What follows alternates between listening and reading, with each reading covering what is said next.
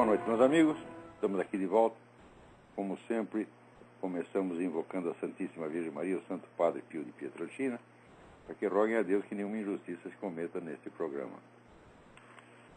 Olha, eu acho que o assunto importante aí, do plano internacional, ainda é esse problema dos e-mails descobertos por dois hackers e trouxeram à luz a vigarice, toda a montagem de falsas provas articulada por climatologistas de renome internacional para dar uma sustentação, só dizendo, científica a essa coisa do aquecimento global, e não só aquecimento global, mas a teoria das causas humanas do aquecimento global.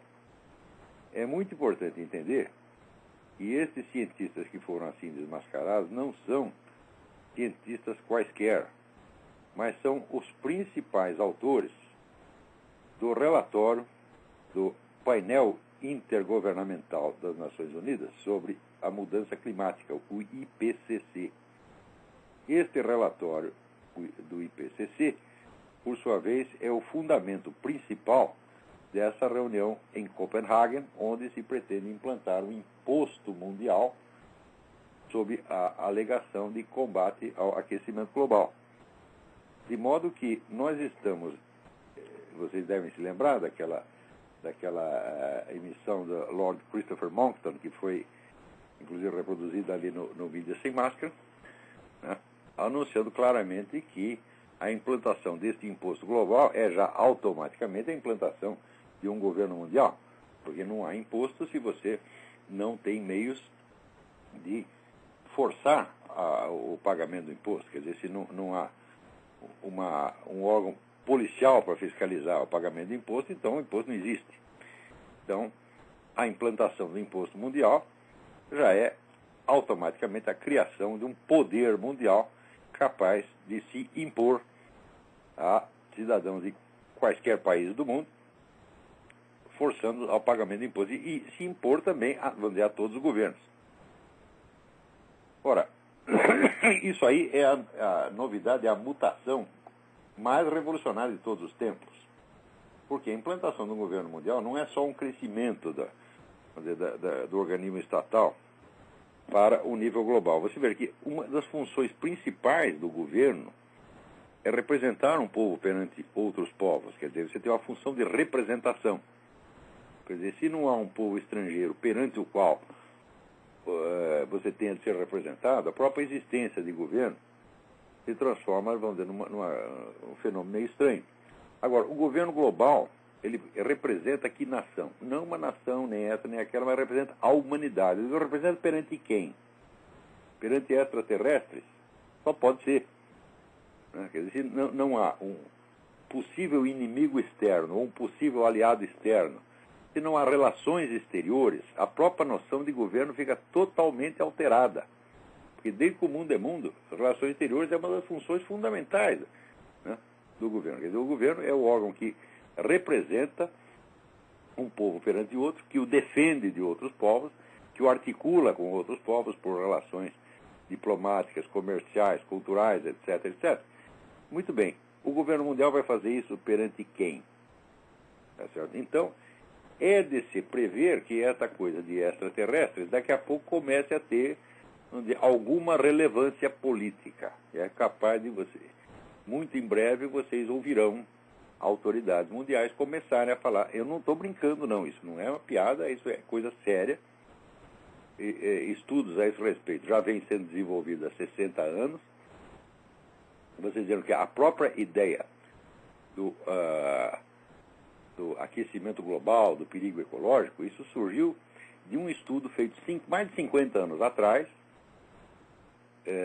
O governo americano e outras entidades juntaram lá um grupo de estudiosos e cientistas para investigar a questão qual seria o substitutivo da guerra, possível substituto da guerra, como fator de unidade social. Ao longo de toda a história humana, o fator mais coesivo que existe, aquilo que mais facilmente junta um povo, é o conflito com outro povo. Né?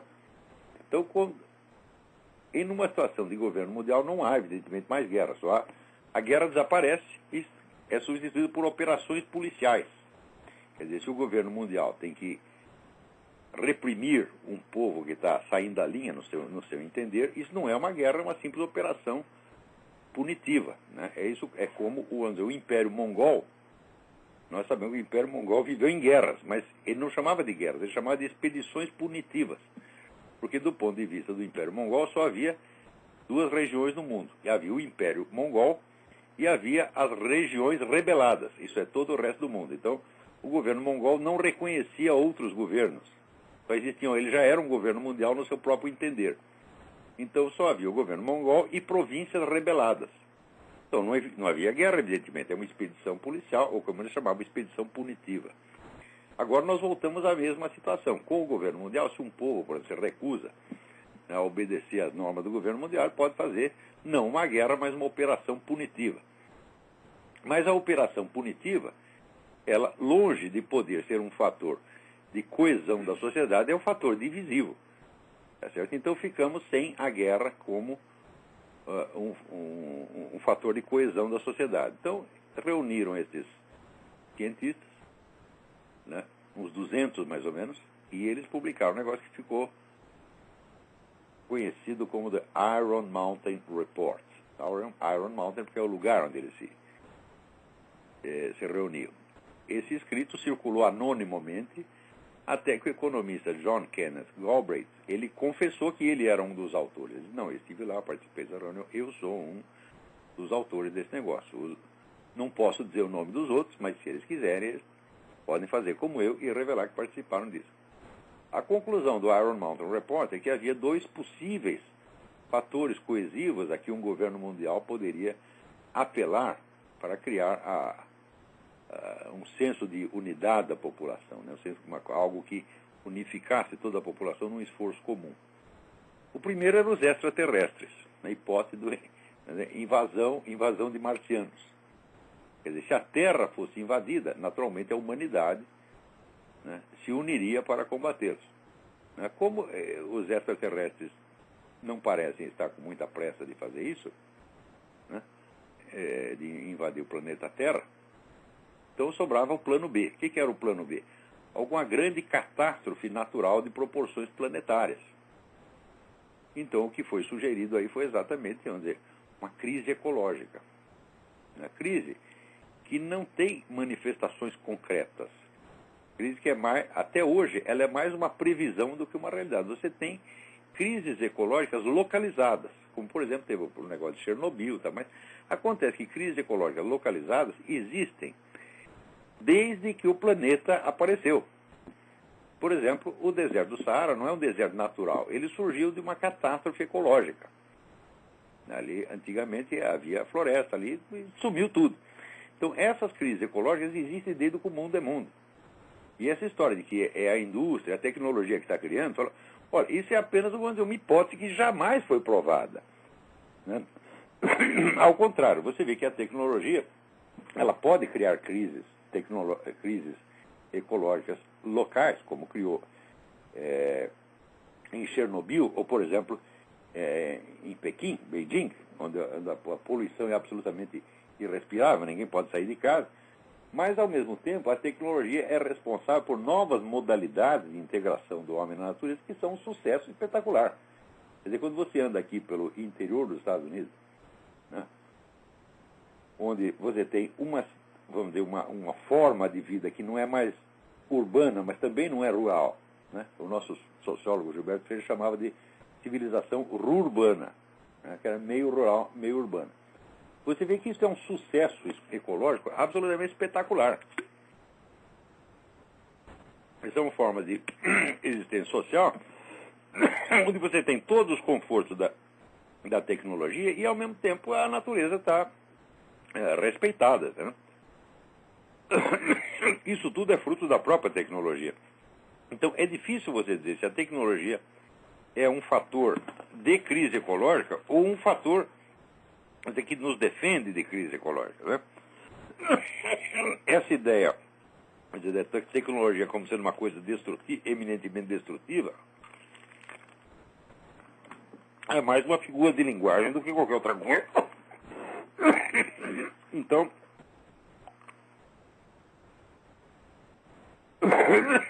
O que nós temos aí, vamos dizer, é a medida mais revolucionária de todos os tempos, que é a implantação de um governo mundial, que vai não apenas centralizar o poder em escala planetária, mas vai mudar a própria natureza do fenômeno chamado Estado. E isso tudo está para acontecer baseado num relatório que foi todo montado por meio de fraude. Evidentemente, esse é um fenômeno esquisitíssimo, isso nunca aconteceu na história humana, e é exatamente o que nós estamos vivendo. Aquela conferência do Lord Monckton adquire nesse contexto onde é uma importância extraordinária. Eu sugiro que vocês ouçam aquilo de novo. Ao mesmo tempo, o caráter farsesco dessa coisa ainda é reforçado, vamos dizer, pela circunstância social que está acontecendo, onde ali as prostitutas dinamarquesas estão oferecendo sexo grátis aos participantes da conferência de Copenhague. Inclusive o seu Obama, aproveitando que está lá distante da dona Michelle, ele pode se prevalecer dessa oferta que foi feita pela Sindicato Dinamarquês das Trabalhadoras do Sexo. São 79 prostitutas, onde você mostra o crachá da Conferência da Mudança Climática e você dispõe dos serviços eróticos gratuitos. Aquelas senhoritas, muito bonitas, adoráveis, estão lá, então, à disposição desta elite científica, né, internacional que vai salvar o planeta. Não é um negócio fantástico? Não. Agora, aqui o Halley Barbosa me escreve, aqui ontem a Rede Globo, que lidera o alarmismo e todas as táticas de esquerda do nosso país, mostrou no Fantástico porque o CO2 é o grande vilão do pretenso aquecimento global. Por meio de uma repórter e painéis gráficos, ela dizia: veja este gráfico da variação da temperatura através dos tempos. Agora veja esse outro do aquecimento do planeta durante blá, blá, blá, blá, blá. Quando sobrepomos um gráfico ao outro, vemos que eles são praticamente iguais, o que quer dizer que a Terra está aquecendo mesmo. E que foi no período da Revolução Industrial que isso começou. Esse gráfico é arquiconhecido,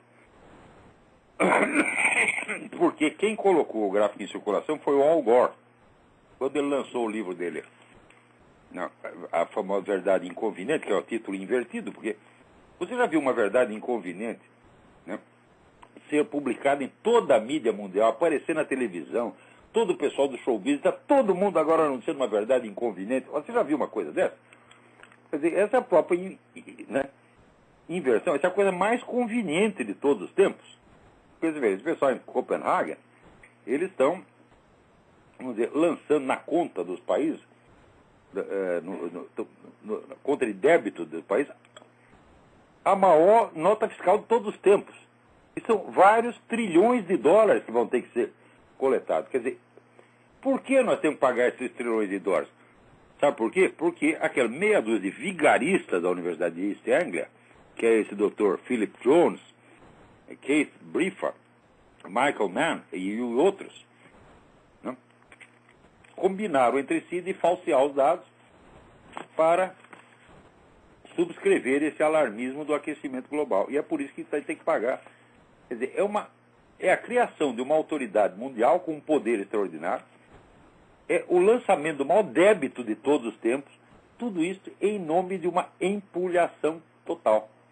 Porque ao mesmo tempo que os caras estão fazendo isso, os próprios apóstolos do aquecimento global estão confessando que estão perplexos, porque a temperatura do planeta está estacionária e, na verdade, até diminuiu nos últimos 10 anos. Isso saiu na revista Spiegel, né? Olha, climatologistas estão confusos pelo intervalo do aquecimento global, que é um intervalo de apenas 10 anos, que faz há 10 anos que não aquece nada, né? Mas nesse mesmo momento, todos os caras estão confessando que o problema não existe, estão coletando trilhões de dólares para resolver o problema que eles mesmos estão confessando que não existe, né? E enquanto isso, né, a mídia está colaborando ativamente para a manutenção dessa mentira. Sobretudo, você pode procurar na mídia brasileira, você vê que nenhum jornal, noticiário de televisão, comentarista está associando uma coisa com a outra. O chamado, né, como é que estão chamando aqui? Climate Gate, né? É o Climagate, né? Então, estão chamando, ninguém está associando o escândalo da Universidade de East Anglia com o encontro de Copenhague. E o encontro de Copenhague com a instalação do governo mundial. Eles fazem como se fossem coisas completamente separadas umas das outras. Não. Os argumentos que justificam o lançamento desse imposto são exatamente aqueles montados por esses camaradas que acabam de ser denunciados como vigaristas. Agora, contra quem você vai recorrer contra o governo mundial? A quem você vai apelar contra o governo mundial? Tem uma autoridade superior? Não tem. Então acabou, você vai ter que... Você sabe que é empulhação, sabe que é vigarice, mas você vai ter que aceitar. Então, quer dizer, o governo mundial, automaticamente, ele cria, vamos dizer, a autoridade incontestável, indiscutível. É impossível desobedecer. É impossível ficar contra. E você não tem uma outra autoridade a quem recorrer. Você vê, entre outras monstruosidades que tem o governo mundial, vem o fim do direito de asilo. Porque se no seu país, você é perseguido no seu país, você não tem contra quem recorrer, não tem a quem recorrer, você pode pelo menos fugir para outro país e se colocar sob a proteção de outro governo. São um dos direitos mais antigos da humanidade. Você vê, durante a Idade Média, quando o pessoal dizia que tudo era tão horrível, se um camponês tivesse um conflito com o senhor de terra, com o senhor feudal, ele simplesmente juntava seus trens e ia para o feudo vizinho, cujo dono era obrigado a aceitá-lo, desde que ele fizesse o juramento de lealdade.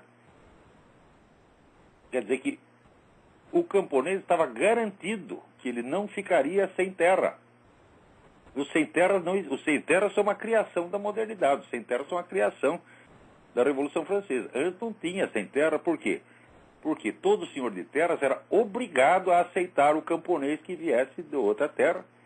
E, se não sobrasse mais lugar nenhum para ninguém, tinha sempre as terras da igreja, que era aproximadamente 30% da área total, que era de cultivo livre. Então não havia, durante toda a história do Ocidente, não houve um sem terra, antes do advento da bendita Revolução Francesa. Ninguém ficar sem terra era a mesma coisa que, passarinho sem asa, não existia até, né? Então, era o quadrado redondo. Então, isso aconteceu ao longo de toda a história humana. Então, os sem terra são invenção moderna. Ora, quer dizer, este direito de você ser recebido numa outra terra e protegido pelo governante ou pelo dono daquela terra, que é um dos mais antigos da humanidade e que existia numa época em que nem mesmo existiam ainda os estados nacionais. Quer dizer, os senhores feudais já respeitavam esse direito antes do advento dos estados nacionais. Esse direito vai acabar. Você tem um problema com o governo mundial, você vai pedir asilo político na Lua? Quer dizer, aí é bom que os extraterrestres nos invadam logo, para você poder pedir asilo em outro planeta. Né? Tá. Então, esse gráfico que o Globo mostrou é o gráfico do Al Gore. As duas linhas, né? Vamos dizer, da variação da temperatura, né? E o dos fatores tecnológicos que supostamente a causar, eles, de fato, né, as emissões de CO2, aumento da temperatura e emissões de CO2. De fato, as duas linhas coincidem, quando superpostas. Só que quando você põe as datas corretas, né, você vê que as variações de temperatura antecedem o aumento das emissões de CO2. Então, o gráfico demonstra exatamente o contrário do que a Globo e o Al Gore estavam dizendo. Isso já foi denunciado no mundo inteiro. Todo mundo sabe que é assim do jeito que eu estou falando. Agora, no Brasil, A Globo, que tem 75% da audiência, pega essa velha mentira já desmascarada, só que no Brasil ninguém sabe que foi desmascarada, e pode vender para vocês a mentira requentada, porque como ninguém sabe que a coisa já foi desmascarada, então você engole de novo, e de novo, e de novo, e de novo, e de novo. Estão entendendo o que é viver no Brasil? Viver no Brasil é ser feito de trouxa o tempo todo, o tempo todo. Não? Por que isso pode acontecer aí? Veja por que pode acontecer. Ó, saiu na revista Época esta semana, não? A pesquisa Indicador do Alfabetismo Funcional, INAF, divulgado pelo IBOP desta semana. Então, ali aparece que 32% dos brasileiros com educação superior são educação superior, com um diploma de educação superior. São analfabetos funcionais. O repórter da Época até brinca, diz, olha, se você está entendendo este mesmo artigo, tá certo? Então, você pertence à categoria, vamos dizer, de apenas 25% da população alfabetizada é realmente alfabetizada. Né? Agora, você imagina, né, a taxa disso aí entre professores universitários, que fazem parte, vamos dizer, da população dita letrada. Né?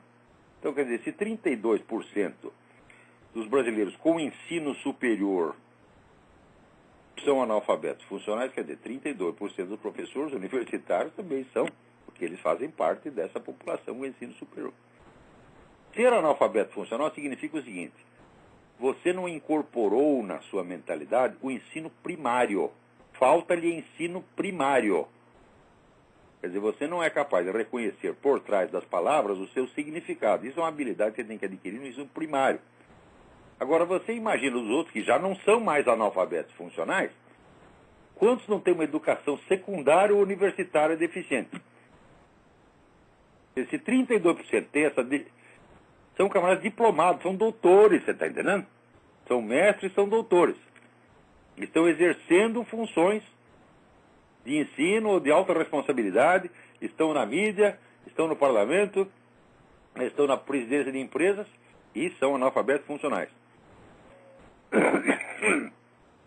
Agora, você imagina, então, se eles têm essa deficiência primária, mas quantos não têm deficiência de ensino secundário ou universitário? Ou seja, quantos professores não são, embora sejam até capazes de ler, não ignoram a sua própria disciplina no todo e nos detalhes. Vocês entendem por que eu considero a Universidade Brasileira, na sua totalidade, uma empulhação? Entende por que eu considero que nenhum trabalho intelectual sério pode ser feito dentro da universidade? Entende por que tudo que eu estou fazendo passa à margem da instituição universitária e não quer nenhum contato com ela, nem de perto, nem de longe? É por causa disto. Então, dizer, a Universidade Brasileira está de baixo nível, etc. Não, não é isso.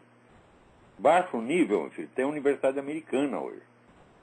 A Universidade Brasileira não é universidade de maneira alguma. Eu digo para vocês, eu conheço uma pessoa que tem formação universitária como se deve. Essa pessoa sou eu. Eu sou um scholar universitário. Esse pessoal que está ensinando vocês no Brasil não é. Então, agora, no Brasil, as pessoas que não têm conhecimento, um ignorante não pode medir a ignorância do outro. Então ele se deixa guiar pelo quê? Pelos sinais exteriores. O cara tem um diploma de não sei o quê. Eu digo, mas são justamente essas pessoas que têm diploma que entre elas tem 32% de analfabeto. Analfabeto funcional. Como podemos levar a sério essa pessoa? Como podemos aceitar esta categoria de pessoas como juízes de um trabalho intelectual, como por exemplo o que eu estou fazendo? Isso é uma palhaçada kafkiana que eu jamais poderia aceitar. É por isso que quando o Bruno Tolentino falou, não, nós temos que arrumar um diploma de doutor honoris causa para você, na USP, eu digo, olha, é o seguinte, eu vou dizer o que fazer com esse diploma, enfia no cu. Tá certo? No cu peru. Isso é absolutamente desprezível, eu jamais me submeteria a uma vergonha dessa, a uma abominação, porque eu sou um homem de ciência, eu sou um estudioso sério, eu não me submeto ao julgamento de analfabeto funcional. em troca de um papelzinho assinado. Entendeu? Agora, você sabe que o Brasil é governado por um sujeito que se gaba de ter cometido um crime de estupro real, imaginar, não sei se ele cometeu, mas ele se gabou, e ainda achou bonito, porque diz, foi brincadeira. Né? E que está lá, né, expressando sua nostalgia do tempo em que os meninos tinham relações sexuais com cabritas e jumentas. Quer dizer, é evidente que o sujeito é um sociopata. Hã? Quer dizer, o sujeito de uma baixeza moral extraordinária. Mesmo que ele não fizesse mal algum a ninguém, o simples fato de ele pensar assim, já mostra que é uma pessoa que não é bom você receber o cara numa família decente. Ele não é uma pessoa que tem a capacidade de julgamento moral do que faz. O Brasil é governado por isso, por essa coisa. Entendeu? Então, isso está abaixo da possibilidade de discussão. Agora, por que esse cara está no governo? Porque o país é assim. É um país de analfabetos funcionais. Você pensa, por exemplo, que isso sai, por exemplo, na revista Época, quer dizer, o jornalista está dizendo que os outros, né, pessoas com formação superior, como ele próprio, né, são analfabetos. Agora, você acha que o jornalista é melhor que os outros? Olha aqui. Leio aqui um artigo do Jorge Colli, colunista da Folha, né, que diz o seguinte, que nos Estados Unidos, onde a mentalidade é pragmática, né, as pessoas cultas são discriminadas, porque o normal é ser inculto. Eu digo, de onde ele tirou isso? Ele tem alguma ideia do que é o ensino superior, a cultura, a intensidade do debate cultural aqui? Gente, você imagina, por exemplo, no Brasil, você para fazer uma revista, houve várias revistas de cultura que duravam 2 anos, 3 anos e acabavam. Não existe uma única revista de cultura que consiga durar no Brasil. Nenhuma única. A que mais durou acho que foi a Anhembi, em São Paulo, que acabou. Sabe quantas revistas de cultura circulam aqui? São 20 mil. Hã? Então, essa ideia de que a americano é inculto, o americano não lê, eu digo, meu Deus do céu, isso mostra a incultura do próprio brasileiro. Esse Jorge Colli, mesmo que ele tenha vindo aqui, esse pessoal que vem do Brasil, vem pra cá, eles vão na Disneylândia. Eles vão comprar radinho de pilha, você tá entendendo? É isso que eles vêm fazer aqui, porra. Gastar dinheiro em loja e ir na Disneylândia. Então, nos Estados Unidos não tem cultura, eles são só consumistas. Ora, meu Deus do céu. Ora, existe um estudo, Richard Hofstadter, que chama o anti-intelectualismo nos Estados Unidos. Então, quando você vai ver o que é o anti-intelectualismo nos Estados Unidos, é uma coisa de intelectuais. Né? Eram intelectuais protestantes, religiosos, teólogos, né, que achavam que a atividade da inteligência não submetida à religião é um negócio pecaminoso. Então, se o sujeito estuda muito, mas não é religioso, então está no pecado. Então, o estudo, de certo modo, quando ele pretende uma independência em relação à religião, se torna pecaminoso. Essa foi a origem do anti-intelectualismo americano, quer dizer, um anti-intelectualismo altamente intelectualizado e de origem religiosa. O que o pragmatismo tem a ver com isso? Esse idiota não sabe nem o que é pragmatismo. Quando fala pragmatismo no Brasil, quer dizer um sujeito que só pensa em dinheiro. Pragmatismo, meu filho, é uma escola filosófica criada por intelectos de primeiríssima ordem, como William James, Josiah Royce, Charles Peirce e outros. Quer dizer, o pragmatismo é intelectualidade altamente requintada. Agora, no Brasil, quem quer que só pense em dinheiro, o pessoal diz que ele é pragmático. Aqui ninguém diz que isso é ser pragmático. Aqui dinheirismo é dinheirismo e pragmatismo é pragmatismo. Pragmatismo é a escola filosófica da qual os americanos se orgulham muito. Por ter tido pelo menos 3 gênios filosóficos lá, que são esses que eu citei. Isso não quer dizer que eu gosto da escola pragmatista, nem que eu aprecio, nem que eu assigo, mas tem que reconhecer a capacidade dos caras. Quer dizer, um anti-intelectualismo baseado em motivos dinheiristas aqui nos Estados Unidos jamais existiu. Jamais existiu. O que pode existir, quer dizer, na classe média, tem pessoas que têm essa mentalidade. Tá certo? Então, mas que isto seja a mentalidade do país e que isso seja significativo da cultura americana, não faz de jeito nenhum. O que é significativo é o anti-intelectualismo brasileiro. O brasileiro não é apenas contra intelectualismo, vamos dizer, laico. O brasileiro é contra todo e qualquer conhecimento. O fato de que um sujeito como Jorge Colli pode escrever uma coisa dessa na Folha, mostrando total desconhecimento, né, da cultura americana, tanto que ele dá como amostra da cultura americana, eles querem ver como eles são anti-intelectuais, eles criaram, né, o personagem do Dr. Lecter, né, o Dr. Hannibal Lecter, que ele era um sujeito muito culto, mas ele era um psicopata criminoso. Eu digo, quer dizer que todos os intelectuais que aparecem nos filmes americanos, tudo psicopata criminoso, é? E por causa de um personagem, ele coloca um personagem como se esse Thomas Harris, que é o sujeito que escreveu a história do Dr. Lecter, fosse o escritor americano mais significativo, quando aqui é um escritor de 40ª categoria, né? E depois, ele ainda diz, olha, um filme da série Hannibal, realizado em 2001 por Ridley Scott. Eu digo, Ridley Scott é inglês. Como é que ele pode ser a expressão da cultura americana? Né? Então, primeiro,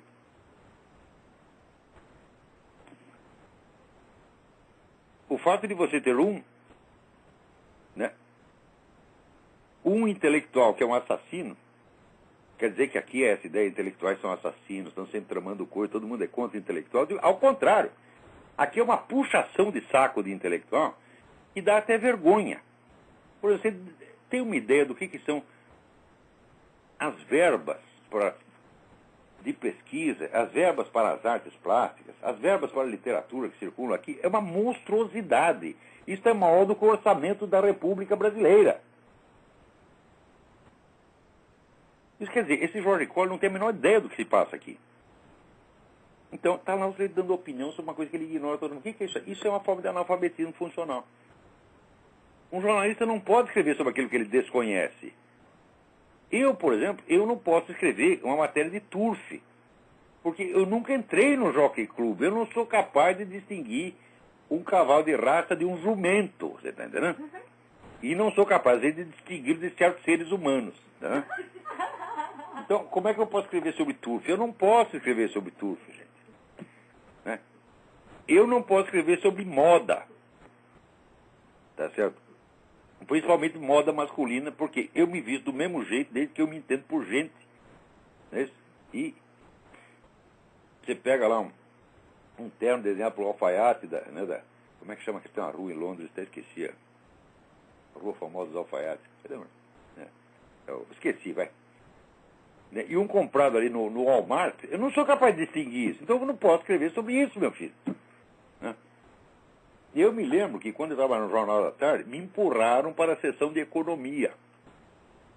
E eu, forçado pela circunstância, escrevi matérias econômicas sem entender nada de economia e morria de vergonha e até hoje me arrependo disso.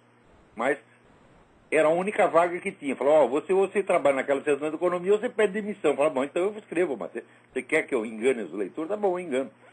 Muito mais tarde eu fui estudar economia, daí que eu vi as monstruosidades que eu escrevi. Mas não eram artigos assinados, eram meras notícias. Agora, mas se eu vou escrever uma matéria assinada de economia, fingindo que sei a coisa, quando não estudei nada, eu nunca faria isso. Mas tá aí o seu Jorge Colli faz um cara que escreve sobre cultura americana. Eu garanto que esse desgraçado não é nem capaz de ler direito em inglês. Né? Se fosse, entenderia o que ele está dizendo, não tem pé nem cabeça. Então, olha aqui, o analfabetismo solucional está disseminado no Brasil. A cultura superior acabou. Porque veja o que aconteceu no Brasil. Eu estou estudando, no momento, um livro muito interessante de um autor chamado Randall Collins, um dos maiores sociólogos do século XX. E o livro é uma espécie de uma sociologia dos intelectuais.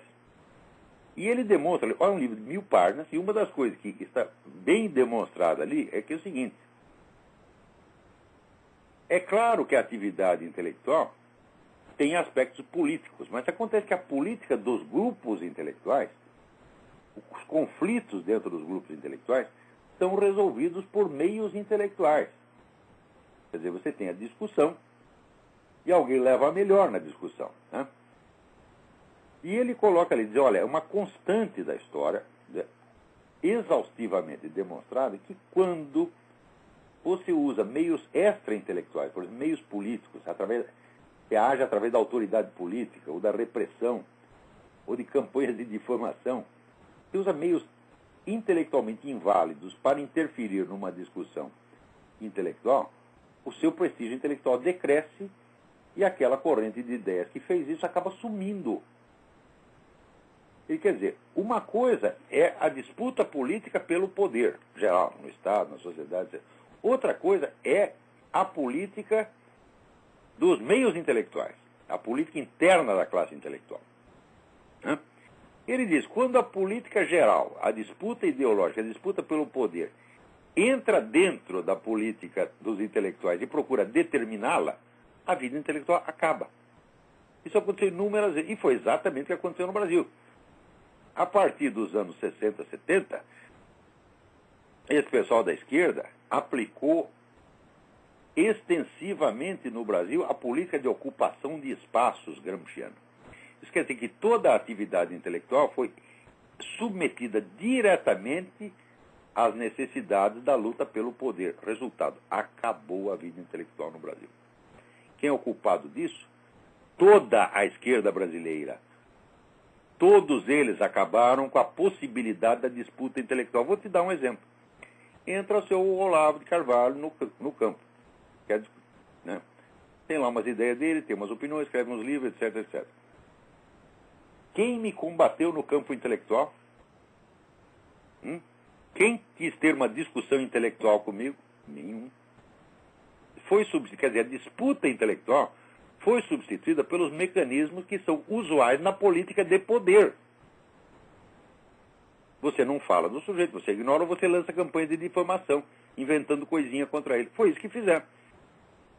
Então, como é que eu posso, né, respeitar essas pessoas e querer, até como me sugeriu o Bruno Telecido, um diploma assinado por esses vigaristas? Mas nunca na minha vida eu ia aceitar uma coisa dessa. Né? Então, você pega aquele corpo docente da USP inteiro, né? Eu considero aquilo um bando de incapazes. Alguns são incapazes e outros são vigaristas mesmo. Na melhor das hipóteses, quando aparece no meio universitário brasileiro, na área de filosofia, uma pessoa de altíssima competência pelos padrões brasileiros, é um sujeito capaz de ler um livro de filosofia e explicá-lo. Quer dizer, é um intérprete didático de algum filósofo. Filósofo eu não tenho nenhum. A Universidade Brasileira jamais gerou um filósofo, não tem um único filósofo na Faculdade de Filosofia do Brasil. Na melhor das hipóteses, você tem explicadores ginasianos de filosofia, e que já é... Então, por exemplo, você pega ali no catálogo das edições Paulus, por exemplo, ou Paulinas, né? Você tem vários autores universitários que escrevem, olha aqui, né, a doutrina de Santo Tomás de Aquino sobre não sei o quê, né, a teoria de Karl Marx sobre não sei o que mais. Então são caras que estão explicando didaticamente o que um filósofo do passado falou. Isto não é ser filósofo, porra. Isto não é filosofia, isto é uma atividade quase filológica. É apenas uma atividade de divulgação. Então, as pessoas que são... Por exemplo, Dona Marilena Chaui escreveu um livro sobre Spinoza, que é mais ou menos nesse nível. Eu diria, olha, ela até como explicadora de Spinoza, até de vez em quando ela tem alguma ideia quase original. Eu digo, isto, no Brasil, é o suprassumo da filosofia. Quer dizer, o sujeito ele conseguiu ler Spinoza e até explicou alguma coisa a respeito. Isto é o topo da atividade universitária no Brasil. Você pega lá, o Alberto Oliva escreveu um livro, Os Pré-Socráticos. Então ele pegou os textos dos pré-socráticos, colocou em ordem e explicou. Né? Anaximandro disse isso, Tales disse aquilo, papapá. É um livrinho didático. Isto aí é ser um professor universitário no Brasil. Eu não estou nesse nível, minha gente. Eu sou um filósofo, porra. Os caras não entendem a diferença? Eu posso ser um filósofo de merda, mas sou um filósofo de verdade, entendeu? Não é um problema de o seu nível qualitativo. O problema é o seguinte, eu nos meus livros eu investigo questões extremamente difíceis, às quais eu dou soluções que eu mesmo encontrei. Das quais você pode procurar a teoria dos 4 discursos, falo, não tem. O último que resvalou no assunto foi Santo Tomás de Aquino. Tem 5 linhas de Santo Tomás de Aquino a respeito, foi tudo que existe. Ou seja, você pega a minha teoria do império, que está exposta lá no Jardim das Aflições, aquilo, meu filho, a criação inteiramente minha. Foi uma questão que eu coloquei, eu investiguei, e eu achei a resposta, certo ou errado, ela está lá. E assim por diante. Outro dia eu fiz uma lista das questões filosóficas nas quais eu procedi a investigações pessoais. Claro que a gente sempre se baseia numa tradição anterior, mas o conteúdo das soluções que eu dei é meu.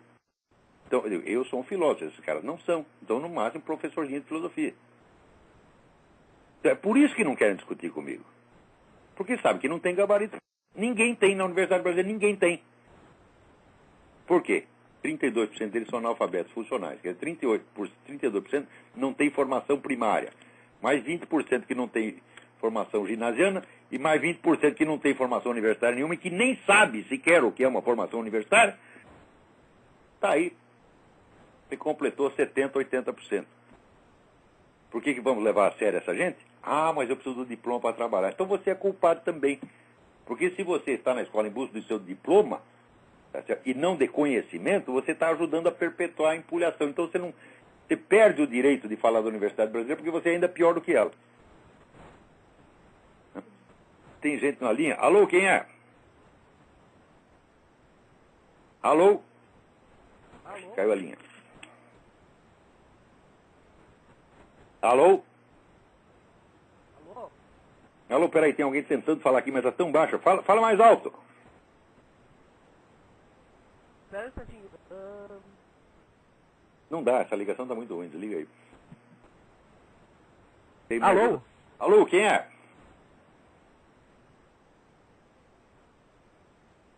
Alô? Liga o próximo aqui, a ligação está muito ruim. Alô? Nossa, acho que todas as ligações estão ruins hoje. Alô? Alô? Alô, quem é? Alô? Sim, Alô? quem está falando? É o Marcelo de São Paulo. Marcelo de São Paulo, tudo bem? Oi, tudo bem? Olá, sobre religião. Você já comentou? Meu Deus, a ligação está muito ruim. Não estou entendendo nada, Marcelo. Você ligue novamente que não estou conseguindo ouvir você. Tem mais alguma ligação aí?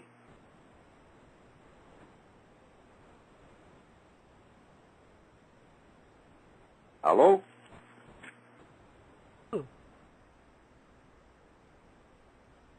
Nossa, essa ligação também está ruim. Então vamos em frente. Agora, vocês não pensar que só no Brasil que acontece essas loucuras, veja aqui. O assessor do Obama para a segurança nas escolas, Kevin Jennings, ele está, é o que eles chamam aqui, é o czar da segurança nas escolas, né? Está defendendo a ampla distribuição de pornografia para crianças nas escolas, né? Ao mesmo tempo, teve aqui um casal que foi preso no estado de Wisconsin, né? Não, Missouri, porque venderam leite da vaca. Veja que crime, venderam 2 galões de leite da vaca, tiraram da vaca, encheram 2 galões e venderam para um vizinho. Você não pode consumir o leite não pasteurizado. Ora, todo mundo sabe que esse processo de pasteurização é ambíguo. Uns dizem que funciona pra caramba, outros dizem que faz até mal.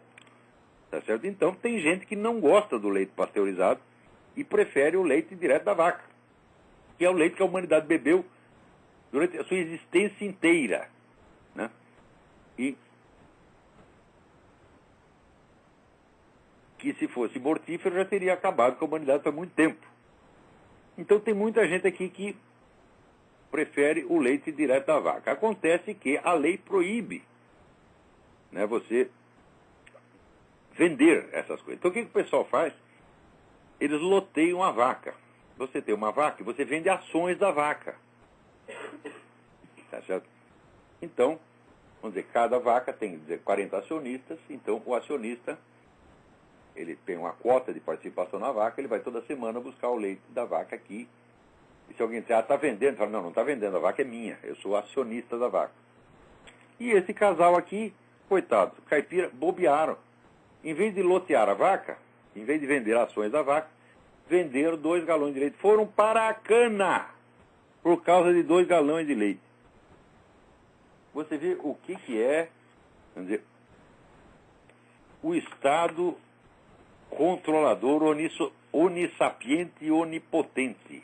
Isso está piorando cada vez mais.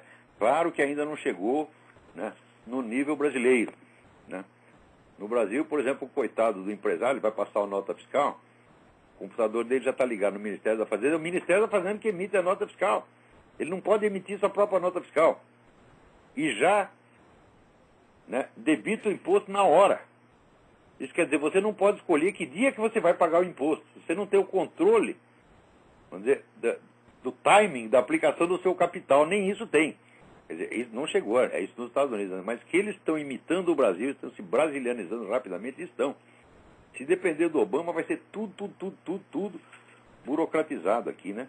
Então aqui, primeiro tem um negócio que não pode fumar, né, dentro de certos prédios, depois não pode fumar na frente do prédio, depois não pode fumar perto do prédio, daqui a pouco tem uma lei que também não pode fumar longe do prédio, né? Tudo isso baseado, vamos dizer, em pesquisas que são a verdadeira empulhação. Né? Todas essas pesquisas sobre fumo passivo, sabe como é que elas são feitas? Né? São feitas por perguntas a pessoas que viveram em ambientes onde havia fumantes. Ah, você viveu em tal lugar, aquilo fez mal para você? Daí o cara com a vaga recordação, sim ou não, e eles fazem uma estatística baseada nisso, minha gente. Por quê?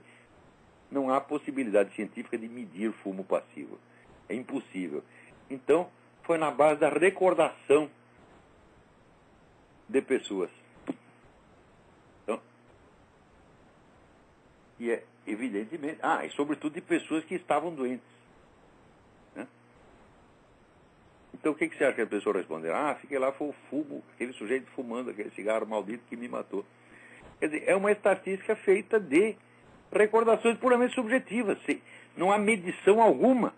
Meu filho, onde não há medição exata, não há ciência.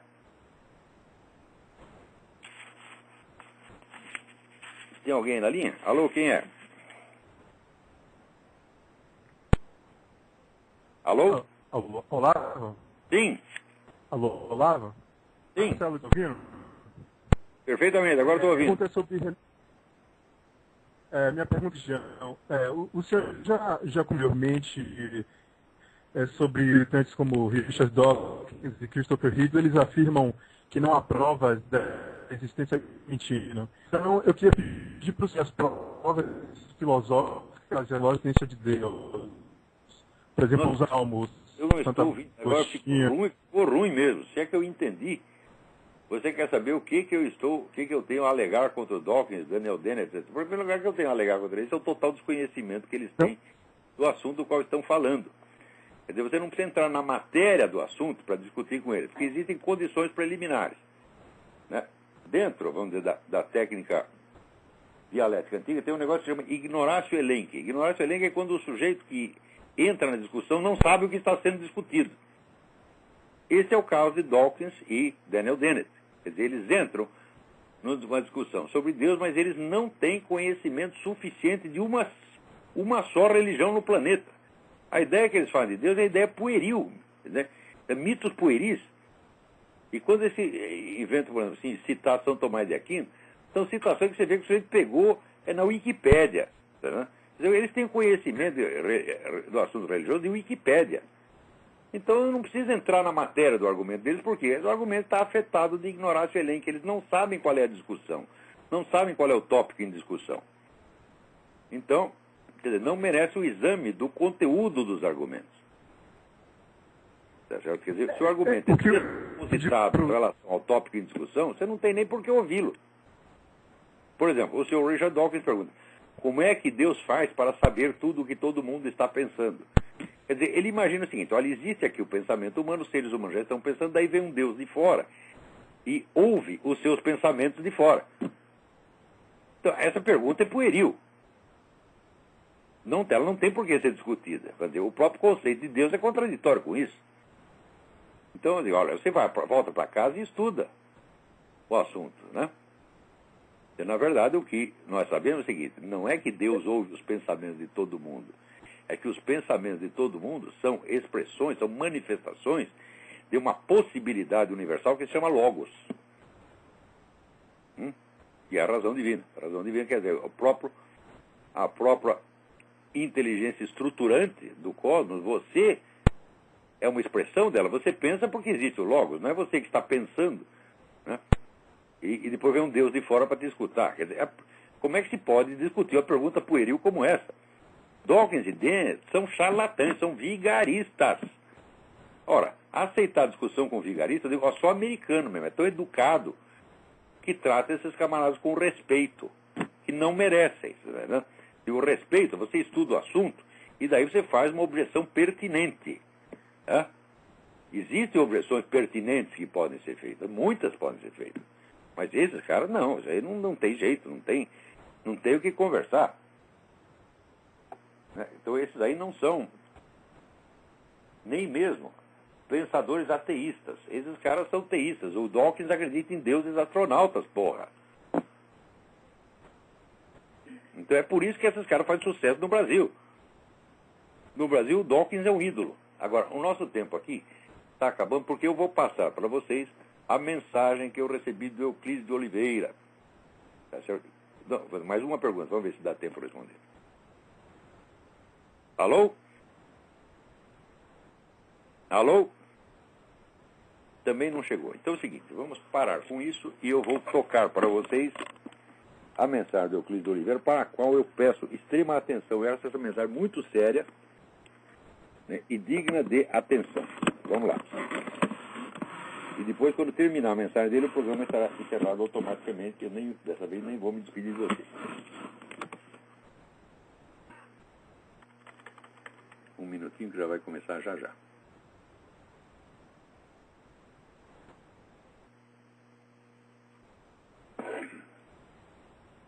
Olá, Olavo. Quem fala aqui com você é Euclides de Oliveira Júnior. Já mandei uma vez um outro áudio para você, bem humorado do que esse que eu pretendo mandar hoje. Mas é o seguinte, já faz algum tempo que eu estou ensaiando para mandar isso para você, para falar com você. Até porque eu não sei como você vai entender isso, mas diante das coisas que têm acontecido e do que tenho visto e ouvido você comentar e falar, eu tenho certeza que você vai saber entender exatamente o que eu tenho para lhe dizer. Olavo, é o seguinte, eu vou começar contando uma história para você rapidamente, para você poder entender o que eu quero lhe dizer. Há coisa de 20 anos, eu já era cristão, mas eu tive 2 infartos. Na verdade, eu já tive 5. Os primeiros 2 eu estava com 30 anos. Eram infartos sérios. Me levaram para a UTI do hospital, em Araraquara, na ocasião. E eu, na UTI, eu estava passando muito mal. Meu coração batia 180 batidas por minuto. E a dor do infarto é uma coisa terrível, rapaz. É uma coisa tremendamente ruim. É uma dor, enfim, se você já teve cãibra em algum lugar do corpo, a dor do infarto é uma cãibra generalizada no seu tórax, né? Então é uma coisa assim, vou dizer para você, é insuportável. E com o coração disparado, a gente tem a sensação de que vai morrer mais depressa ainda, porque 180 batidas por minuto, você tem a sensação de que os seus órgãos vão sair pela boca. Não tem jeito de você segurar. E naquele momento ali eu estava na UTI sozinho. E eu então falei com Deus. Eu falei, Senhor, eu sei que eu estou às portas da morte aqui. Mas eu quero te dizer o seguinte, Pai. Eu gostaria de ficar vivo, eu quero ficar vivo. Mas não sou eu que decido isso. É o Senhor que manda. Agora, eu quero te pedir uma coisa, Pai. Eu falei, se eu tiver que ficar aqui neste mundo, eu quero ficar bom. Porque se eu ficar aqui dependendo de médicos e de remédios para poder viver, falei, eu prefiro que o Senhor me perdoe todos os meus pecados e me leve embora, porque eu estou pronto. Eu não quero ficar nesse mundo aqui dependendo de homens. O Senhor sabe que desde que eu me converti, eu sempre tenho pedido ao Senhor que o Senhor sabe que está no meu coração, eu tenho orado para que o Senhor me ensine as tuas coisas. Porque eu não confio nas pessoas. Eu já tenho visto coisas absurdas demais para poder dizer que eu confio nas pessoas a respeito de ensinamentos quaisquer que venham da tua palavra. Eu quero que o Senhor me ensine. E se é para ficar aqui nesse mundo, eu quero que o Senhor me dê esse bom, Senhor. Mas não sou eu que decido isto é a tua vontade que tem que ser feita e não a minha. Se o Senhor quer me levar, então eu peço que o Senhor perdoe os meus pecados, que o Senhor abençoe minha família, porque eu tenho 2 filhos pequenos ainda, minha esposa e meus pais, eu sou filho único, então para eles vai ser um choque muito grande. Então eu peço ao Senhor que os abençoe, que cuide deles, e pode me levar que eu estou pronto, Senhor. Bom, Olavo, sinceramente, eu não cheguei no amém, né? Naquele instante, assim, durante menos de 1 minuto, eu senti um calor imenso no meu tórax, um fogo muito forte, assim, que andou dentro de mim. Mas, assim, a dor do infarto mesmo em si, ela não foi embora. Amenizou, mas não chegou a ir embora. Mas imediatamente assim que esse calor passou, eu olhei para o monitor e vi que meu coração batia a 73 batidas por minuto. Parecia um relógio. Bom, consequentemente aquilo me deu um ânimo muito grande. Eu pensei comigo imediatamente, Deus me ouviu. Deus me respondeu, Ele quer que eu fique. Né? Bom, a partir daquele dia em diante, minha vida tomou outro rumo. Porque, como Jó, eu dizia, eu sabia, eu conheço o Senhor de ouvir falar, mas agora os meus olhos te veem, né? Então, naquele dia em diante, eu senti. Falei, Deus me respondeu, Ele quer que eu fique, Ele tem um objetivo. E, de fato, o tempo se passou. E aí entra uma coisa que eu não sei como você vai entender, mas eu tenho certeza que você vai saber interpretar isso corretamente. Você mesmo já disse isso aí, Deus fala conosco. Né? Deus fala conosco. E realmente Ele falou comigo, só que não falou em sonhos, não. Ele falou quando eu estava acordado, perfeitamente são, lúcido, né? E me falou algumas coisas que me pegaram de surpresa. Isso é um assunto muito longo que eu não vou comentar nesse áudio. Mas ele me falou algumas coisas e me disse a quais instituições aqui da cidade eu deveria levar esta mensagem. Era uma mensagem dura, que dizia, meu povo está misturando doutrinas humanas com a minha palavra. Isso eu não admito. Eu não vou deixar isso continuar. Bom, pois bem, eu fui nessas instituições, algumas igrejas, e também uma reunião da ABONEP, que é a Associação dos Homens de Negócio do Evangelho Pleno, e levei esta palavra. Bom, evidentemente que você imagina a zombaria que foi, né? Algumas pessoas continuaram cutucando a orelha enquanto eu falava, outros palitando o dente, e quase ninguém deu atenção. Eu falei o que tinha para falar, né, com bastante cuidado, porque eu sabia que não podia chegar e falar, gente, tem uma mensagem aqui de Deus para vocês. Não é assim, né? Mas falei. E me retirei no final das reuniões, tudo, não voltei mais. Eu sei que foi uma zombaria, mas afinal de contas, em 90 dias, exatamente palavra por palavra que Deus tinha me falado, aconteceu. Aquelas instituições fecharam as portas, inclusive igrejas fecharam as portas. E as pessoas se dispersaram, porque aquilo estava simplesmente uma bagunça generalizada. Eram doutrinas das mais estranhas possíveis entrando no seio da igreja, se misturando com a doutrina da palavra de Deus, e aquilo ficou uma bagunça tão grande. Deus falou, chega, acabou. E acabou mesmo. Isso foi há 20 anos. Né? De lá para cá, muita água passou debaixo da ponte. Eu me calei, na verdade, mas durante esse período o Senhor Deus também me chamou uma vez para levar uma mensagem a uma pessoa específica da minha família. E esse é um assunto que também uma outra hora qualquer eu posso contar para você. Mas, quando eu levei essa mensagem, na verdade, ao mesmo tempo eu recebi um chamado da parte de Deus para aquilo que Ele me fez ficar aqui na Terra para fazer, né? Ele me deixou ficar, Ele me curou ali naquele dia no hospital, mas Ele tinha um propósito para mim.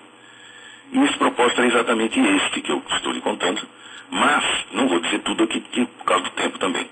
Mas se você quiser saber qual é o meu chamamento, eu vou lhe dizer, eu vou te indicar na própria Bíblia, que foi o que eu ouvi inteiro, sem lembrar que aquilo estava daquela forma na Bíblia, mas está em Ezequiel, capítulo 33. Leia o capítulo inteiro, evidentemente descontando as partes que se referem exclusivamente a Israel, né, e que já foram cumpridas, evidentemente, mas lembrando que eu sou músico também. Quando você ler o livro de Ezequiel, capítulo 33, você vai entender exatamente para o que eu fui chamado. Bom, pois bem, e por que eu estou falando isso com você agora? Eu não quero dizer que esse meu chamamento me coloque numa posição especial. Eu não sou superior a ninguém. Muito pelo contrário, é uma situação em que a gente se vê inferiorizado diante dos outros. E eu não sou especial para Deus coisa nenhuma, eu sou apenas um instrumento dele e ele faz isso com todos aqueles que o amam. Não necessariamente sou eu, mas todos aqueles que o amam, ele se comunica com essas pessoas, ele fala, nós sabemos disso. Ele falou com você, quantas vezes ele já nos ensinou sua família, muitos amigos cristãos de verdade, você sabe que Deus fala. Então, só que tem, conforme está lá em Efésios, né, o apóstolo Paulo diz que existem funções, também lá em 1 Coríntios existem dons. Então, cada um dentro da sua especialidade. Né? Para você ter uma ideia de como a igreja funciona como corpo, eu quero lhe passar, não estou querendo aqui ensinar o Padre Nosso Vigário, por favor, hein, Lázaro, mas vou seguir o comentário. Aquilo que você já sabe, e o restante, por favor, não leve em consideração como se fosse uma soberba da minha parte, não é isso não. Mas é o seguinte, você vê que lá em 1 Coríntios, depois em Efésios, tem lá o apóstolo Paulo dizendo que Deus, que o Senhor Jesus levantou para a sua igreja apóstolos, profetas, evangelistas, pastores e mestres com vistas ao aperfeiçoamento dos santos, né?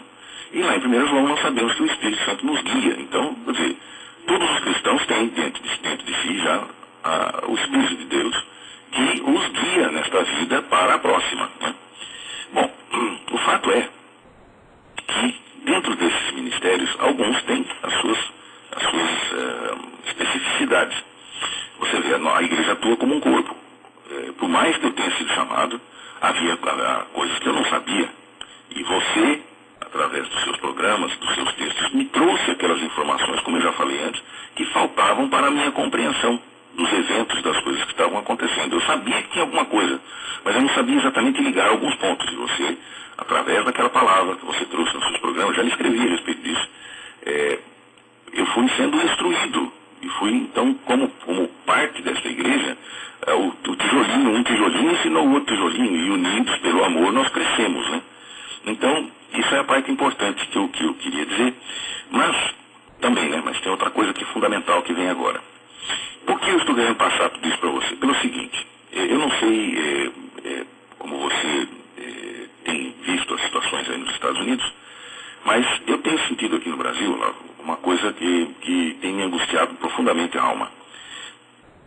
Lá na metade desse ano de 2009, em julho, mais precisamente no dia, deixa eu ver aqui na minha anotação, no dia 17 de julho, eu passei por uma experiência um tanto quanto normal, mas ao mesmo tempo me assustou muito. Eu assisti os seus programas, tudo, e num determinado momento eu vi uma coisa, lendo também os blogs lá do Júlio Severo, do Heitor de Paula, aqueles eventos todos acontecendo no mundo.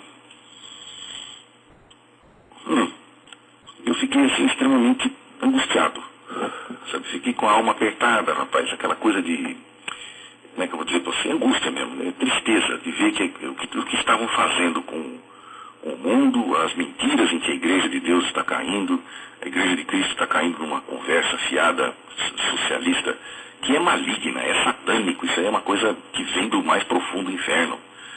E a igreja está caindo nesse conto e dizendo que aquilo, o pior, está dizendo que aquilo é de Deus, que aquilo faz parte do Evangelho, que aquilo foi Deus que iniciou, como se Deus tivesse responsabilidade pela maldade humana, pela ignorância dos homens que querem viver na ignorância e que querem rejeitar a verdade, né? Bom, pois bem, naquela noite então eu me pus em oração, buscando a Deus para saber o que eu poderia fazer para colaborar, porque por mais que a gente escreva, por mais que a gente estude, eu estava sentindo que não estava, que todos, vamos juntar todos, você e os conservadores americanos aqui no Brasil, os poucos que se levantam, que têm se levantado com força, com capacidade e tudo, eu estava sentindo assim como um nada, entendeu? Estava vendo assim que a gente está tentando fazer furo na água, porque parece que isso é como um zumbi. Você corta um zumbi no meio, você está brigando com um zumbi, né? Corta um no meio, você não está brigando com um, agora você está brigando com dois. Porque nenhum dos dois morre, né? Então os dois vêm em cima de você e fica aquela situação pior do que estava antes, né? Então eu estava sentindo isso aí. E em oração, o Senhor Deus me falou, como Ele costuma falar. Ele me falou uma coisa, e eu costumo anotar tudo aquilo que o Senhor coloca no meu coração. A maneira como Ele fala comigo é uma maneira comum a todos os cristãos, mas de uma maneira especial ele fala com aqueles que ele chama para determinadas funções. Ele fala de forma diferente. E eu quero ler para você duas coisas que o Senhor Deus me falou. Isso aqui aconteceu em julho de 2009, tá? E então eu vou ler para você esta parte, essa primeira parte. Está aqui. Atenta para o que vou dizer. Em 3 anos, o mundo passará por novo colapso financeiro. Desta vez será por minha mão. Eu tornarei o fraco em forte, e o forte eu abaterei. Derrubarei o altivo, e meu povo se levantará. Os que são meus brilharão como as estrelas no céu. Os inimigos cairão pela espada, e lá ficarão. Onde caírem, ficarão. Ao longo do tempo, direi o que devem fazer os que tenho chamado. Prepara-te, pois, para a batalha espiritual que se travará. Eu digo que o inimigo não tocará em nenhum só fio de cabelo das vossas cabeças, mas ele destruirá os que se chamam pelo meu nome e não são meus. Aqui eu vejo um juízo para a igreja, né? Mais uma vez, continuando, mais uma vez vereis a diferença entre o justo e o ímpio, e eu vos mostrarei que não tolero que misturem a minha palavra com doutrinas humanas. Isso já faz 20 anos que o Senhor fala isso para mim. Anuncie isto. Daqui a 3 anos, quem tiver, ser-lhe-á dado mais. Quem não tiver, até o que tem será tomado. Se o povo que se chama pelo meu nome não me ouvir e continuar resistindo à verdade, eu não o pouparei dos meus juízos. Derreterei sua dura face de pedra e farei monturos de lixo com os que sobrarem. Muitos se converterão, mas muitos hão de se perder. Mas os que confiarem em mim permanecerão para sempre.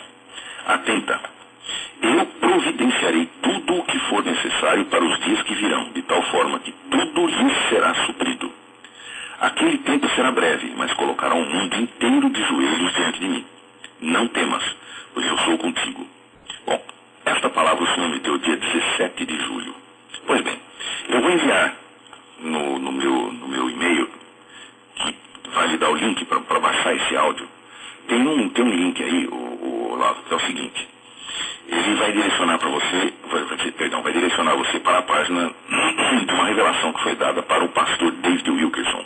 Você deve ter ouvido falar nesse homem que escreveu o livro Entre a Cruz e o Punhal. É um homem muito sério, dentre os poucos que ainda restam na América. É um pastor muito sério, um homem de muita integridade, e ele tem alertado as pessoas com as visões que Deus tem dado para ele. Até hoje nós sabemos que houve uma exclusiva visão há 10 anos que o Senhor mostrou algo que iria acontecer durante esse período e que de fato aconteceu. Né?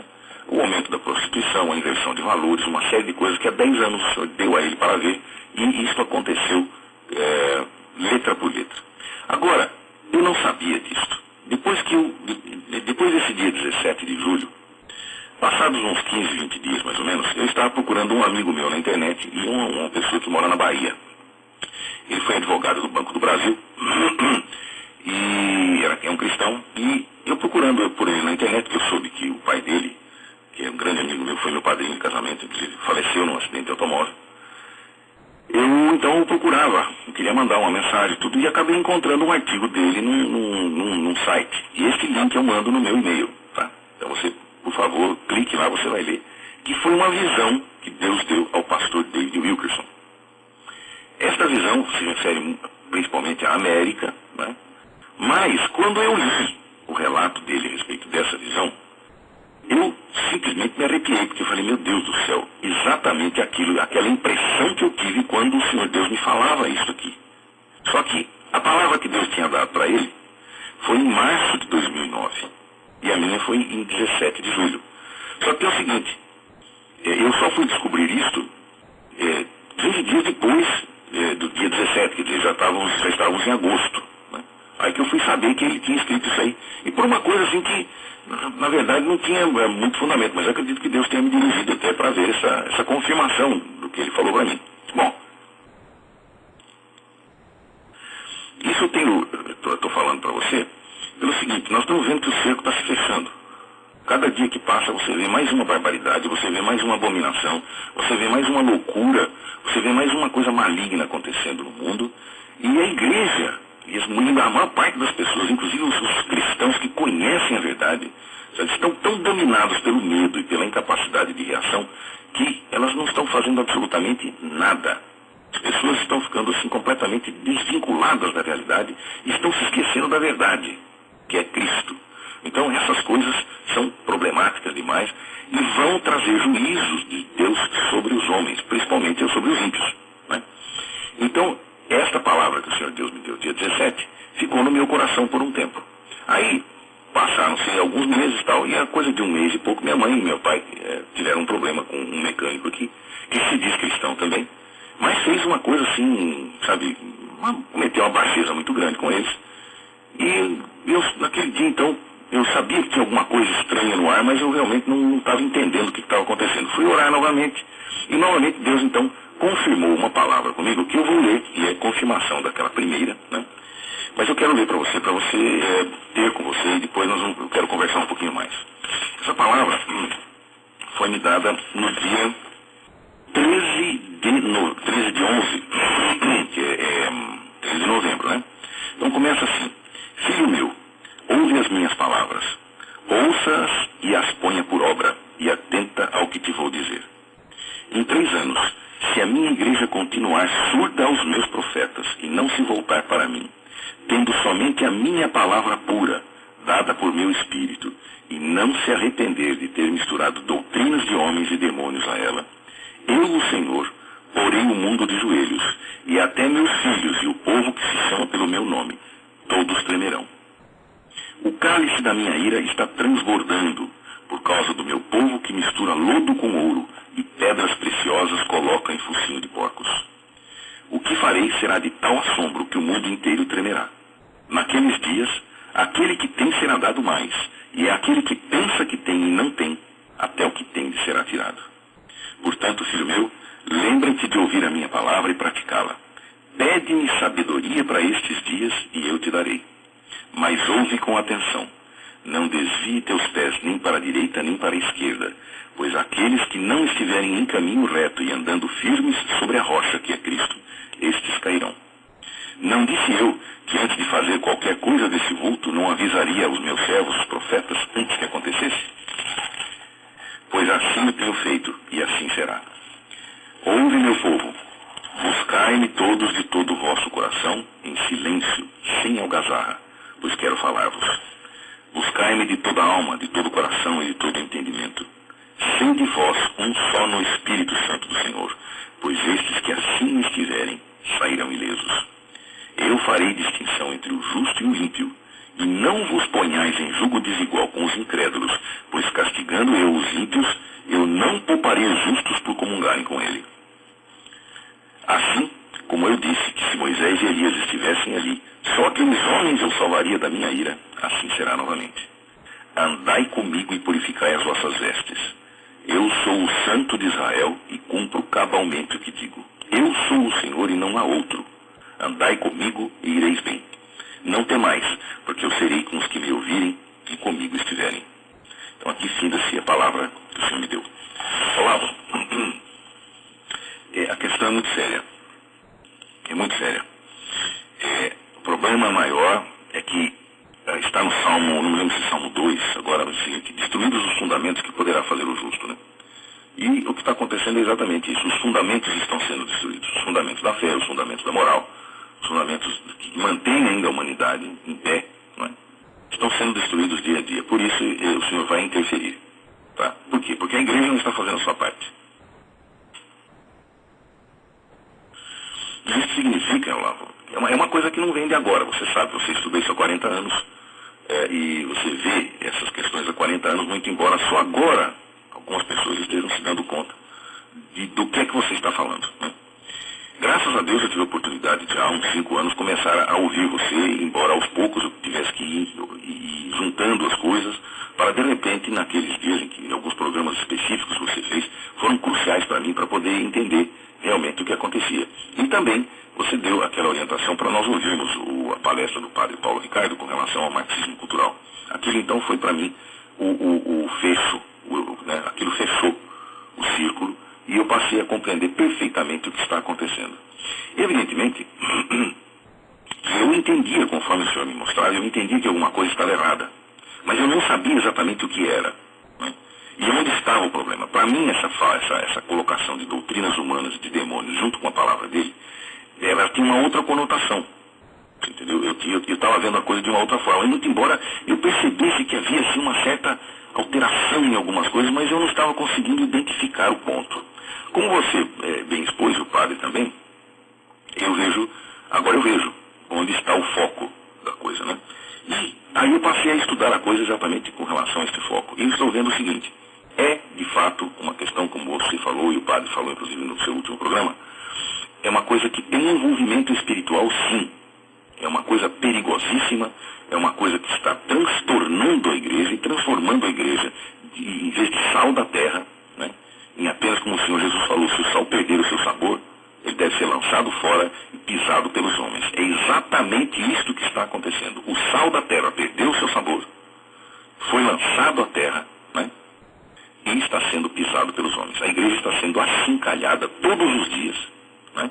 Satanás está rindo na cara do povo de Deus, porque este povo aceitou as mentiras dele e trouxe para dentro das portas da igreja e para dentro dos seus corações, principalmente, a mentira de Satanás. É um sofisma muito grande, perverso, como você sabe. E nessa questão sofística e tudo mais, eu não vou tentar nem entrar nesse assunto, porque eu vou falar com um filósofo e eu não estou aqui querendo, né, passar mais vergonha, né? O filósofo é você, não eu. Mas é o seguinte, Olavo. Essas questões são muito sérias, que você tem feito no seu programa, você tem alertado com tamanha força, com coisas assim impressionantes.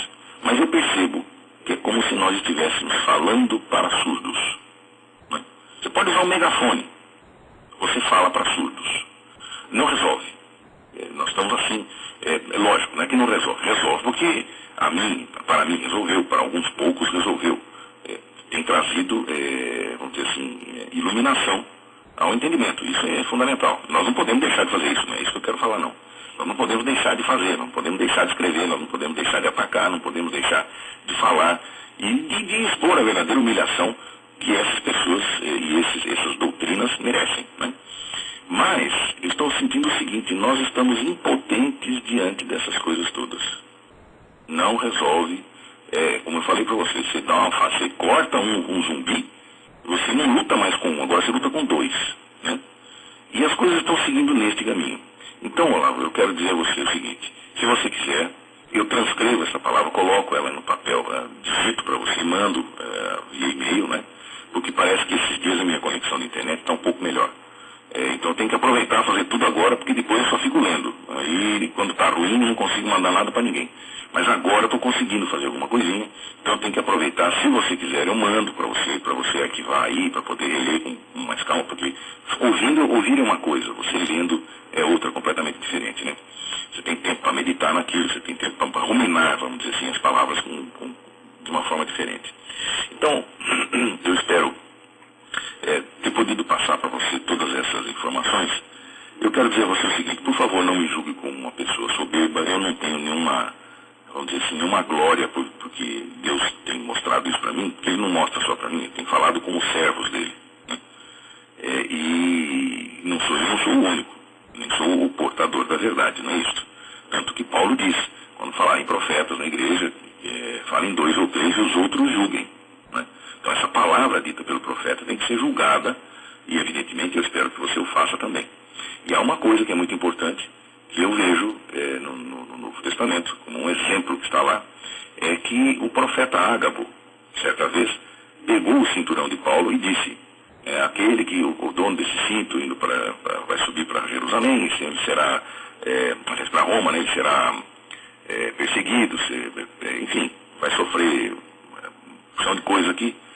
E aí Paulo então responde da seguinte forma, o Espírito Santo expressamente me avisa que por onde eu passar, eu já sei as perseguições que virão. Né? Então eu sei, eu estou pronto até a morrer por Cristo se for necessário. Quer dizer, o que o profeta Ágabo havia falado para Paulo, Paulo já sabia no seu coração. Então o profeta veio para confirmar. Nesse caso, em que o que eu estou passando para você, atuando como um profeta de fato, eu tenho certeza que já estará no seu coração isto. E eu só venho então para confirmar. ainda mais isto. Então eu quero pedir a você que faça exatamente como o senhor tem falado. Aqui não há distinção doutrinária, Olavo. Nós temos realmente, tem algumas doutrinas, eu sou protestante, nós temos algumas doutrinas que são diametralmente opostas. Mas se há um diâmetro, então nós temos um centro. E o centro é Cristo, e é neste centro que nós temos que estar firmados daqui para frente e unidos como um só nele. Porque quando o fogo descer, ele vai pegar os que não estiverem protegidos pela muralha de fogo, que é o Senhor ao nosso redor. Não é? O Senhor já disse que ele é muralha de fogo ao redor do seu povo. Então, quanto mais alta, é a força que Satanás faz, quanto mais alto é o ataque que ele move contra o povo de Deus, mais alto é o muro que Deus também levanta ao redor do seu povo. Mas, o Senhor fará isto para nos orientar e também para purificar a sua igreja, porque os fundamentos estão sendo destruídos. E destruídos os fundamentos, que poderá fazer o justo? Nada. Isso nós sabemos. Então, Olavo, eu levo essa palavra a você. Eu quero desejar do meu coração que Deus o abençoe profundamente e continue abençoando você e sua família, que realmente vocês estejam protegidos pelo Senhor aí, que Ele os livre de todo o mal, que Ele os tire de toda situação difícil, de todas as artimanhas que Satanás tem levantado, que Ele os dirija para o bom caminho, que os mantenha no caminho reto, com os olhos abertos e o coração fixo em Cristo, né? Firmados todos na fé, você e sua família, os que estão aí perto, os que estão longe, né? E que o Senhor lhe oriente para fazer com esta palavra aquilo que você achar conveniente, aquilo que o Senhor lhe disser, que lhe dirija para você usar isso. Veja também, por favor, esta visão do pastor David Wilkerson, tá certo? E se tem um livro dele chamado The Vision, eu não vi aqui no Brasil. Aqui parece que já está traduzido com a visão, mas eu ainda não encontrei, né? Se você encontrá-lo aí nos Estados Unidos, procure, porque esse livro, se não me engano, eu não li, mas pelo que li as resenhas, alguns comentários, ele trata de uma visão que me parece já ocorreu durante esses últimos 10, 12 anos passados. Quer dizer, eu não vou dizer para você o que é, nem se estou certo nessa coisa, porque foi o que me pareceu dos comentários, então eu vou passar para você apenas para que você se informe melhor. Olavo, muito obrigado por seu tempo, viu? Desculpa ficar incomodando você com essas coisas, mas isso eu acho que não incomoda, não. Eu acho que isso é uma coisa necessária. Nós precisamos, entre irmãos, precisamos trocar essas informações e mantermos-nos unidos, porque o fogo virá. Isso, olha, Olavo, durante todos esses 20 anos que o Senhor, que tenho andado com o Senhor e o Senhor tem andado comigo, esse Deus de quem eu sou e a quem eu sirvo em meu espírito, todas as palavras que Ele me deu, nenhuma delas falhou. Nenhuma. Leia, junte ao seu conhecimento aí, a essas palavras, a leitura do profeta Jeremias, capítulo 23, dos versículos 16 a 20. Tá? Nos últimos dias entendereis, diz o Senhor. Então, eu não sei quando serão esses últimos dias, quando começará o período tribulacional. Ninguém sabe.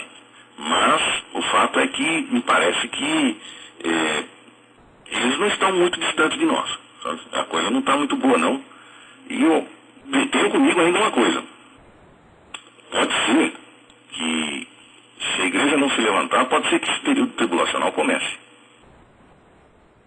Porque os fundamentos podem ser destruídos, né? E destruídos os fundamentos, o justo não pode fazer mais nada. Então, é uma coisa que realmente a gente tem que estar com os olhos abertos. Tá bom? Olavo, desculpe tomar seu tempo. Que, novamente, que Deus os abençoe bastante. E pode contar comigo aqui, embora eu não tenha, assim, toda aquela desenvoltura que eu gostaria para poder escrever as coisas, mas também tenho feito algumas coisinhas. E espero que você busque essa visão do pastor aí, tá? Já que eu sei que o padre Paulo esteve aí na sua casa, não sei se ele ainda está aí, busquem o Senhor de fato, ele também é um ministro de Deus, então ele tem responsabilidades, ele tem as orientações do Senhor. Tome cuidado, tome muito cuidado. E eu quero falar aqui para os meus irmãos católicos o seguinte, por favor, não entenda isso como uma ofensa, Olavo, de maneira alguma, mas é o seguinte, a Igreja Católica é maioria. E a Igreja Católica tem lideranças específicas, tá certo? O cuidado que vocês devem ter é muito maior, porque Porque uma vez destruída uma liderança é como aquele joguinho de dominó. Se derrubou uma pedra, cai o resto. Não é? E é preciso muita atenção. Nesse ponto, os evangélicos têm uma certa, vamos dizer, tem e não tem, né? Mas tem uma certa vantagem porque são mais dispersos. Então é difícil com um tiro só, você não derruba todos de uma vez. Mas de qualquer maneira, essa porcaria está entrando avassaladoramente em todas as igrejas, sem distinção, porque o alvo é o cristão, esteja ele onde estiver. Então, só apenas digo isso porque a Igreja Católica é grande, é maioria no mundo. Então, é um perigo porque se você imaginou, eu imagino que muita gente não vai dar atenção ao que Deus diz, mas vai dar atenção ao que o homem pode dizer. É o que o homem está dizendo que pode influenciar. Você não, o padre Paulo não, alguns outros cristãos católicos não. Mas a maioria não é assim, você sabe, principalmente aqui no Brasil, que a maioria já é massa de manobra, já está assim, marxista, o Satanás dá um toquinho de dedo, todo mundo segue para um lado, dá um toquinho de dedo, todo mundo segue para o outro. Quer dizer, é uma coisa absurda, vil, e nós precisamos ficar muito atentos com isso, porque o alvo agora são aqueles que não dobraram seus joelhos a Baal, né? Aqueles que não foram enganados, porque os que foram enganados já estão ali, todos eles debaixo do mesmo teto. Agora, os que não dobraram os joelhos a Baal ainda, agora são alvo. Então, nós precisamos ficar muito atentos e estar com muito cuidado, porque agora os alvos seremos nós. Entendeu? Por isso que eu estou dizendo essa palavra, por favor, não interprete nada como se eu estivesse fazendo alguma afronta à Igreja Católica, como eu vejo aí muitos cristãos protestantes fazerem. Então, por favor, não leve nesse sentido, porque as diferenças doutrinárias são muitas, mas aqui não é doutrina que está valendo, não. O que está valendo é nossa salvação mesmo. E salvação só tem um, é Cristo. E aí não discutimos jamais. É só ele e não tem outro, né? Então tá bom, Olavo, eu te agradeço bastante. Por favor, eu peço que você entenda isso que estou fazendo da forma mais respeitosa possível. Não é nada contra. Apenas estou levando isso para vocês como uma orientação que tenho no meu coração e eu não posso me calar. Se você ler lá em Ezequiel 33, você verá. Se eu me calar e vocês fizerem alguma coisa errada, vocês não especificamente, mas outras pessoas a quem o Senhor Deus me tem colocado diante, fizerem alguma coisa errada e elas morrerem em seus pecados, Deus vai cobrar de mim. E eu não quero deixar isso para depois não, porque isso é muito sério. E eu sei que com Deus a gente não brinca não. Ou a gente obedece, custe o que custar, até a vida se for preciso, mas obediência é o que Ele quer. Ele não quer sacrifício, Ele quer obediência. Tá bom? Olavo, Deus abençoe você. Dê um grande abraço no Padre Paulo. Diga a ele que, embora ele seja um padre, e ele que seja um ministro, mas eu também, como cristão, quero dizer que Deus o abençoe bastante, que ele tenha bastante saúde e bastante entendimento para esses dias que virão, porque ele é um alvo certo. Certamente ele é um alvo potencial. Então que Deus o livre de todo mal, que dê a ele bastante sabedoria, entendimento, firmeza na fé, porque a coisa está pegando. A coisa está muito pior do que a gente imaginava. O mundo espiritual está assim, empolvorosa. Principalmente os demônios estão achando que estão conseguindo fazer alguma coisa, embora não sei, eu não entendo esse tipo de burrice, mas eles sabem que o fim deles está próximo. Tá? Olavo, muito obrigado por tudo. Até uma próxima vez.